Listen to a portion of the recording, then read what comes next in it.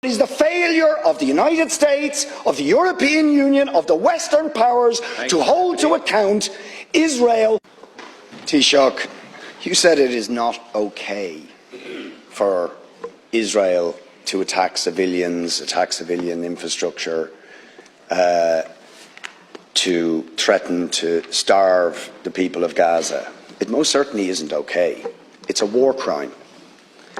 The Israeli government have brazenly, publicly and openly declared their intention to commit a war crime and have commenced that war crime against the people of Gaza, saying that they intend to starve of food, electricity, water 2.2 million people.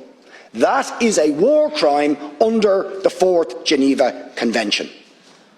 They are raining down thousands of the most sophisticated missiles known to humanity onto the most densely populated area in the world, carrying the certainty that almost every missile will incur civilian casualties, will and are destroying the infrastructure, the water infrastructure, the energy, making Gaza uninhabitable. And using, in very credible reports, as they did in the past, chemical weapons, white phosphorus, being used by Israel. And you try to suggest there is some symmetry, some equivalence between the actions of Hamas and what Israel has been doing to the Palestinians for decades.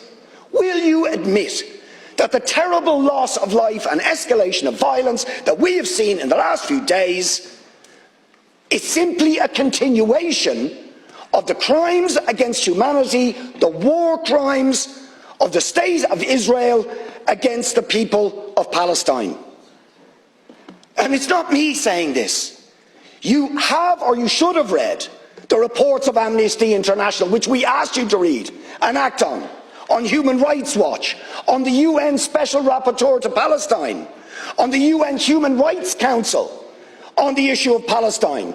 Do you know that the Israeli state will not even allow the UN Rapporteur on Palestine into the occupied territories, or the UN Human Rights Council in, because they know that they will bear witness to the ongoing ethnic cleansing, the ongoing illegal annexation of territory, the ongoing arbitrary detention of Palestinians without trial, the impunity when they assassinate a journalist like Shireen Abu Akleh.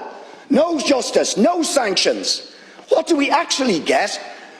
The head of the most powerful state in the world, while Israel is threatening to commit war crimes against Israel, says we're going to give them more weapons and arms.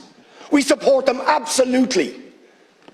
So will you admit that the ultimate responsibility for the terrible, and every single loss of life is terrible, but is the failure of the United States, of the European Union, of the Western powers to hold to account Israel for ongoing, decades-long ethnic cleansing, war crimes, crimes against humanity, the denial of the most basic rights to the Palestinian people? As Gideon Levy said, Israel, a Jewish Israeli columnist, said yesterday, Israel can't imprison 2 million Gazans without paying a cruel price. Isn't that the truth? Deputy, please.